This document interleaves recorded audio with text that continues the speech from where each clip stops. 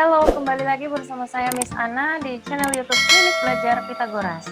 Episode kali ini kita akan membahas soal analisis kecukupan data untuk seleksi substansi akademik LPDP di tahun 2021, khususnya pada topik geometri.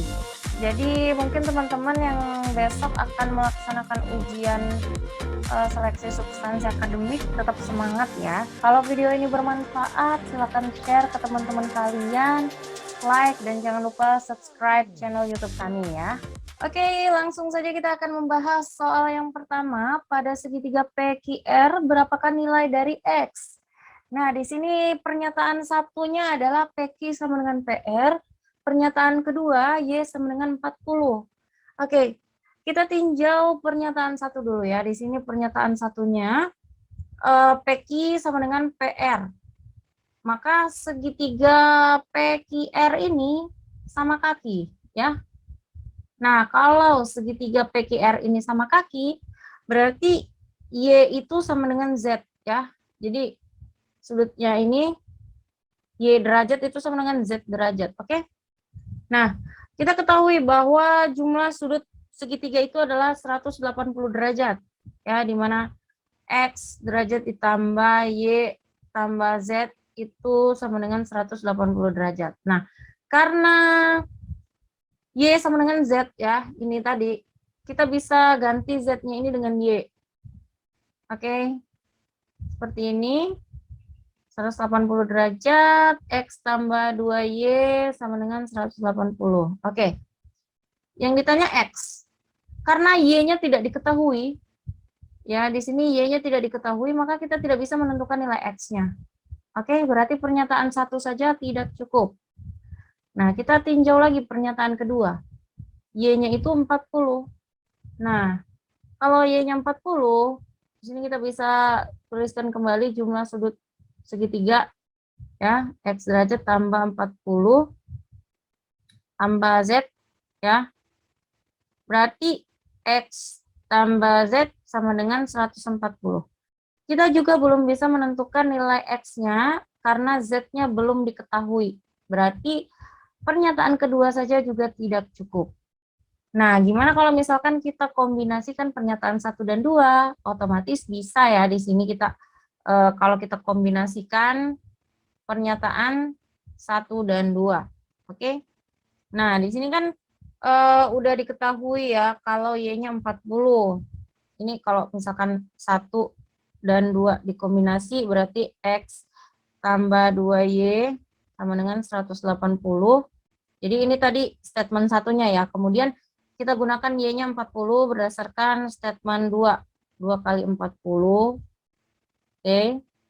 Berarti X-nya itu adalah 180 dikurang 80 derajat sama dengan 100 ya. Jadi nilai X-nya itu adalah 100. Oke.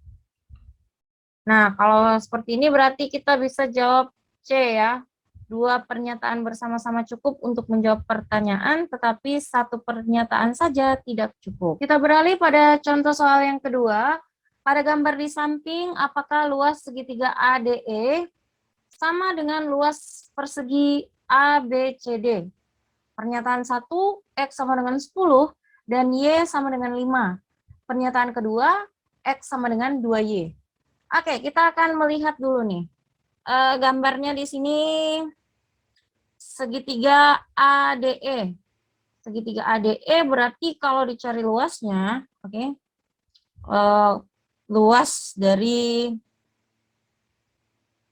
segitiga ADE itu adalah setengah kali alas kali tinggi ya. Jadi 1/2 kali alasnya itu apa? Alasnya adalah X ya. Kali tingginya adalah AD. Seperti ini ya. Nah, sementara luas persegi ABCD itu adalah Y dikali dengan AD. Oke? Seperti itu. Jadi pertanyaan di sini, apakah setengah X AD ini sama dengan Y dikali AD? Nah, ini yang kita mau cari tahu ya. Oke, kita tinjau di statement 1 dulu. X 10, kemudian Y-nya 5. 1/2 X AD sama dengan Y AD. Ini bisa selesai ya, berarti tinggal 1/2 X-nya kita ganti dengan 10, sama dengan Y-nya kita ganti 5. Sama ya, berarti statement 1 cukup. Kemudian statement kedua, X sama dengan 2Y. Oke, 1/2 X AD sama dengan Y AD. Karena X sama dengan 2Y, berarti kita ganti X-nya dengan 2Y. Oke. Nah, di sini 2 dengan 2 bisa selesai, berarti Y sama dengan Y. Oke, cukup ya. Jadi, pernyataan 1 saja cukup, pernyataan 2 saja juga cukup. Maka, jawabannya adalah yang D. Ya, jadi masing-masing cukup. Oke, kita beralih pada contoh soal 3. Jika A merupakan luas daerah segitiga dengan panjang sisi-sisinya X, Y, Z, tentukan berapakah nilai A. Oke, statement 1. Kita perhatikan di sini Z sama dengan 13. Jadi kita ketahui bahwa luasnya itu adalah 1/2 kali alas kali tinggi. Nah, kalau statement satunya diketahui Z sama dengan 13, ini kita belum bisa menentukan berapa luasnya ya.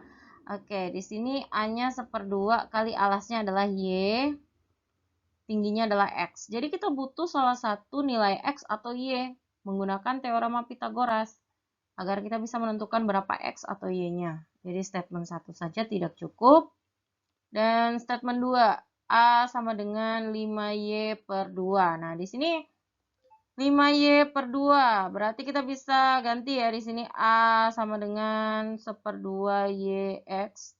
A-nya kita ganti dengan 5Y/2 sama dengan 1/2YX. Nah, kedua ruas kalau kita kali dengan 2/Y. Oke, jadi kedua ruas kali dengan 2/Y.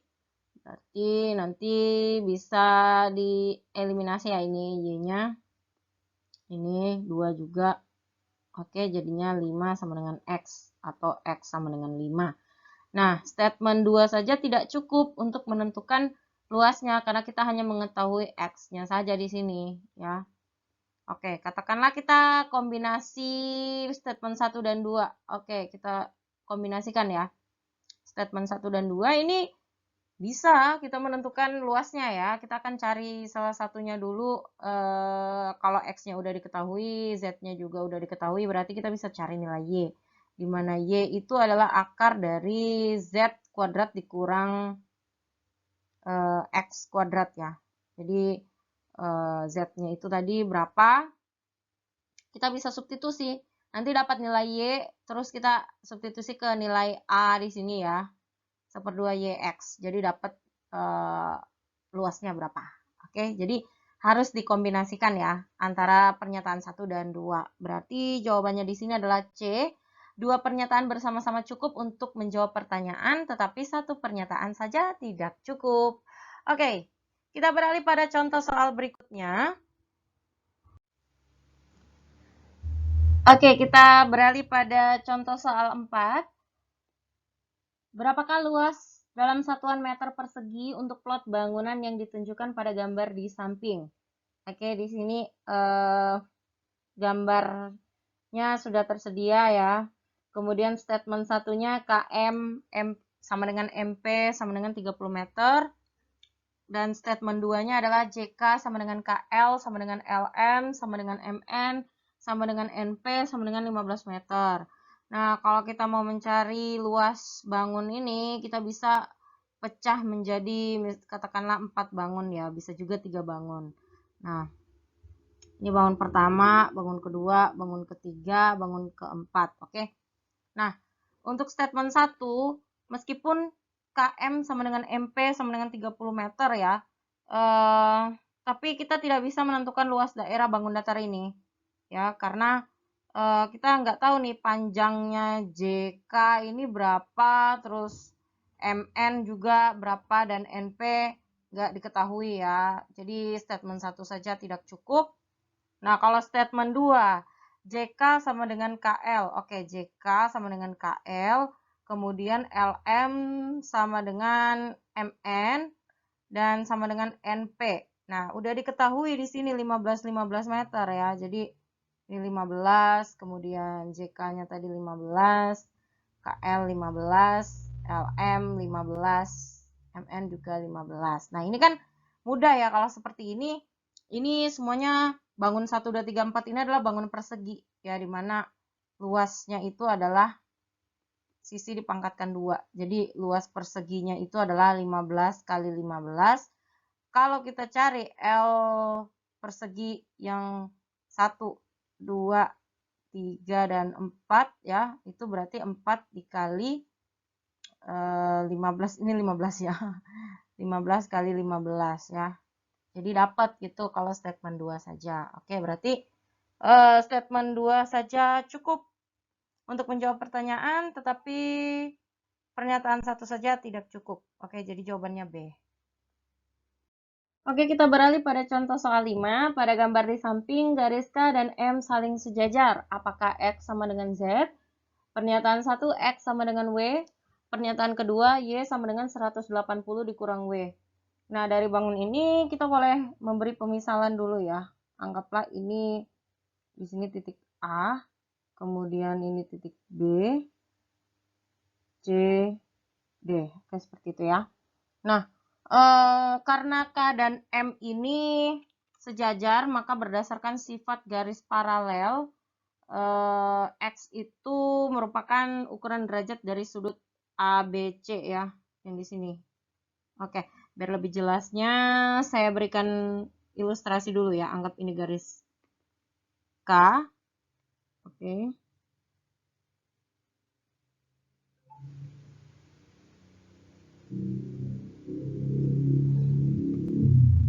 Oke, anggap di sini adalah garis K, kemudian ini garis M, dan ini garis transversalnya ya, yang di sini tadi B, yang ini yang kita ambil yang garis transversal ini.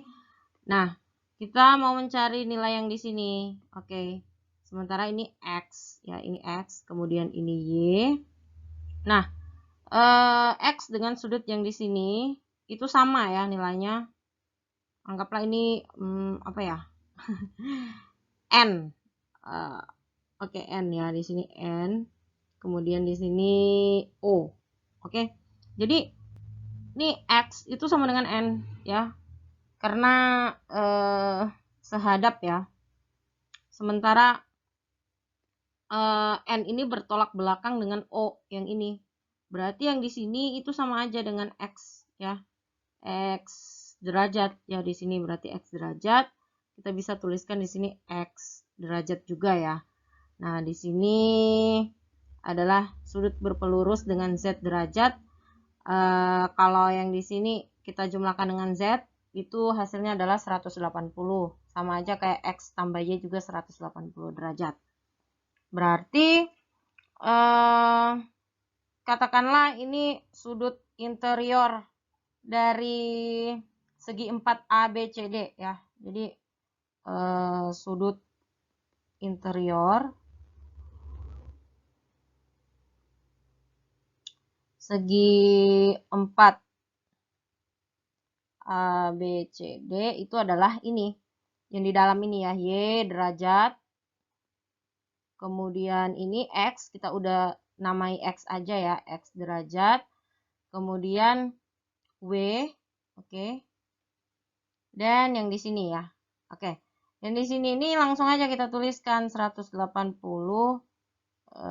derajat dikurang Z derajat. Nah, Y-nya ini juga bisa kita tuliskan 180 dikurang X, iya kan? Jadi ini bisa kita tuliskan 180 derajat dikurang X. Nah, seperti itu.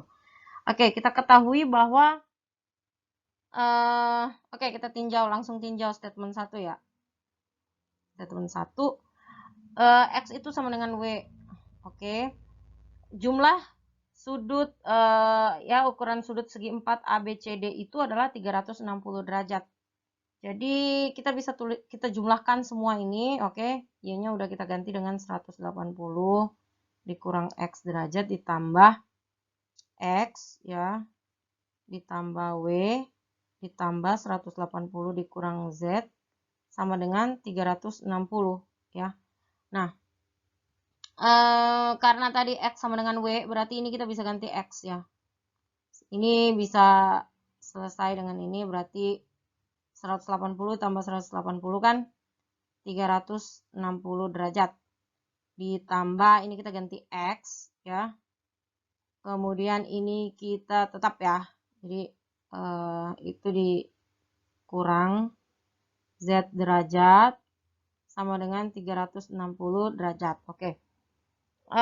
Di sini jadinya berarti ini habis ya, 360 kurang 360 berarti X derajat kurang Z derajat sama dengan 0.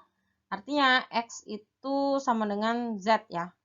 Nah, kalau X sama dengan Z berarti terjawab pertanyaan 1 ya. Dengan statement 1 ini cukup. Oke. Nah, gimana dengan statement kedua? Y sama dengan 180 dikurang W. Oke, statement kedua lagi kita uji ya. Nah, kalau statement kedua, Y-nya itu kan 180 dikurang W. Sementara W-nya kita ketahui tadi sama dengan X ya. Oke, jadi 180 dikurang W sama dengan 180 dikurang X. Oke, ini Y-nya ini kita ganti 180 kurang X. 180 kurang X sama dengan 180 dikurang W. Nah, ini selesai ya. X sama dengan W. Jadi, kalau kita cari lanjutkan lagi ya, X sama dengan W, caranya sama dengan mencari di statement 1. Berarti statement 2 ini cukup ya untuk menentukan apakah X sama dengan Z. Artinya, masing-masing ya, dari statement 1 dan statement 2 ini bisa. Semuanya masing-masing cukup. Berarti jawabannya D. Oke? Oke, kita beralih pada contoh soal 6. Tentukan luas segitiga ABCD. Mungkin segitiga ABC kali ya. ABC, oke. Segitiga ABC dan DEF. Nah, oke. Segitiga ABC dan DEF sebangun dengan skala perbandingan 7:10 untuk statement 1 ya, guys. Untuk statement 2, segitiga DEF lebih luas daripada segitiga ABC. Oke, kita tinjau statement 1 dulu. Nah, di sini segitiga ABC dan segitiga DEF itu sebangun dengan skala perbandingan 7:10. Apakah kita bisa menentukan luas segitiga ABC? Tentunya tidak ya, karena di sini belum diketahui luas segitiga DEF. Jadi luas segitiga ABC ini tidak bisa kita tentukan ya. Oke, statement 1 saja tidak cukup. Kemudian kita ke statement 2. Segitiga DEF lebih luas daripada segitiga ABC. Nah, tapi kan di sini nggak tahu ya lebih luasnya itu berapa. Kalau toh kita gunakan statement, oke, statement 2 dulu ya, kita fokus. Di sini nggak jelas berapa nilai luas DEF dan ABC. Jadi kita nggak bisa menentukan berapa luas segitiga ABC. Nah, nggak ada informasi ya yang diberikan entah itu rasionya atau salah satu dari luas segitiganya ya. Jadi pernyataan 2 saja tidak cukup. Nah, coba kita kombinasikan statement 1 dan 2. Oke, statement 1. Kalau di statement 1, 7:10 ya. Perbandingan dari luas segitiga ABC dan DEF. Berarti, oke, ini ABC, DEF. Nah, DEF lebih luas dari ABC, oke. Tapi, luas segitiga DEF ini tidak diketahui, ya. Nggak ada di sini, nggak tahu berapa. Jadi, kita nggak bisa menentukan luasnya. Oke, jadi pernyataan 1 dan 2 tidak cukup untuk menjawab pertanyaan. Kita beralih pada contoh soal 7. Pada gambar di samping, PQRT merupakan persegi panjang. Berapakah panjang segmen PQ? Nah, luas daerah PQRS adalah 39 cm pangkat 2 dan TS 6 cm. Ini untuk statement 1. Dan untuk statement 2, luas daerah PQRT adalah 30 cm pangkat 2 dan QR-nya 10 cm. Oke. Jadi karena PQRT tadi itu udah diketahui persegi panjang ya. Berarti QR ya, segmen QR itu paralel terhadap PT. Oke. Ini nih QR dan PT paralel. Oke. Karena PT ini bagian dari garis PS ya, maka QR juga paralel terhadap PS ya. Oke. Sehingga segi 4 PQRS ini adalah trapesium ya guys. PQRS itu trapesium. Trapesium. Nah, kita ketahui bahwa luas trapesium itu adalah ini ya, 1/2. Kemudian kita jumlahkan sisi yang sejajar QR ditambah PS. Jadi trapesium PQRS dikali dengan PQ ya. Oke, kita tinjau statement 1 dulu. Statement 1 nih. Diketahui luas daerah PQRS adalah 39 cm pangkat 2 dan TS-nya 6 cm. Nah, di sini kita bisa ganti 39 ya, sama dengan 1/2 dikali QR. Nah, tambah PS. PS-nya itu adalah PT ditambah TS.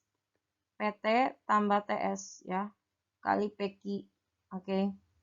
39 sama dengan 1/2. Karena QR tadi paralel terhadap PT, berarti kita bisa ganti PT ditambah PT di sini tambah TS-nya udah diketahui 6 ya, kali PQ.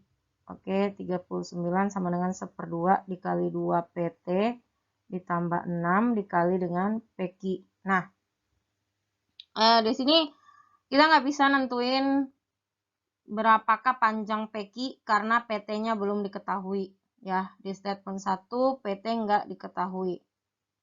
Berarti statement 1 saja tidak cukup ya untuk menjawab pertanyaan. Nah, kita coba statement 2 nih ya. Statement 2. Statement 2-nya di sini karena PQRT itu persegi panjang ya, tadi PQRT udah diketahui persegi panjang, berarti luasnya itu adalah, oke, luas PQRT itu adalah ini ya, PT dikali dengan PQ. Oke, PT dikali dengan PQ, panjang kali lebar. Nah, PT-nya itu kan sama dengan QR ya guys. PT itu sama dengan QR. Oke, luasnya tadi adalah 30 ya dari statement 2. Kemudian PT itu sama dengan QR ya. PT ini sama aja dengan QR. Kita bisa masukkan nilainya di sini 10 ya, sesuai dengan ini yang diketahui. Dan kemudian kita kali dengan PQ. Berarti PQ-nya adalah 3 ya. Nah, di sini bisa ya terjawab PQ-nya berapa. Untuk statement 2 saja cukup. Sementara untuk statement 1 tidak cukup ya. Jadi jawabannya adalah yang B. Oke, kita beralih pada contoh soal 8. Berapakah luas segitiga ABC? Pernyataan 1, hasil kali BD dan AC adalah 20.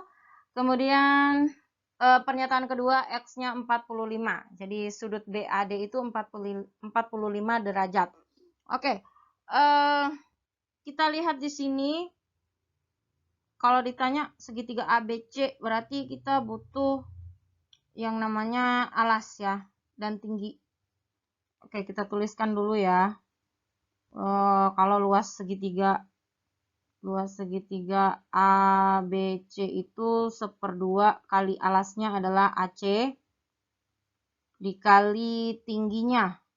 Tingginya adalah BD. Oke. Nah, kita tinjau statement 1 dulu. Hasil kali BD dan AC adalah 20. Yang ditanyakan luas. Berarti 1/2 dikali. Nah, kebetulan AC kali BD di sini, atau BD ya, BD kali AC sama aja ya, 20. Berarti di sini L-nya adalah 10. Oke, pernyataan 1 cukup ya. Pernyataan kedua lagi kita tinjau ya, X-nya 45. Nah, berarti di sini 45 derajat ya. Sementara di sini kan 90. Oke. Nah, di sini berapa? Oke. Jika salah satu sudut dari segitiga siku-siku adalah 90 derajat dan dua sudut lainnya 45 derajat, maka jenis segitiga ini bisa kita katakan segitiga ADB ini adalah siku-siku sama kaki ya. Jadi kan jumlahnya 180, kalau di sini udah 90, 45 berarti di sini 45.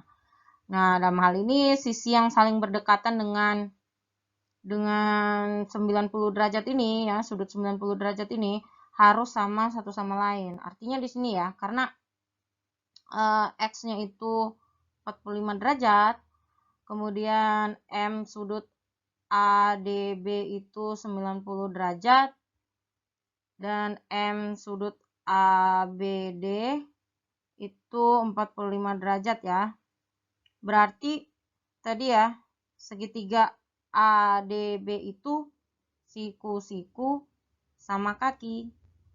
Nah, kalau seperti ini berarti BD itu sama dengan AD. Oke. Nah, kalau BD sama dengan AD ya, meskipun diketahui seperti ini ya, BD dan AD-nya, tapi kan salah satu dari kedua sisi ini tidak diketahui ya. Di statement 2 hanya diketahui sudut X-nya 45 derajat. Berarti statement 2 ini tidak cukup ya untuk menentukan berapakah luas segitiga ABC. Oke, berarti jawabannya pernyataan 1 saja cukup untuk menjawab pertanyaan, tetapi pernyataan 2 tidak cukup. Oke, A.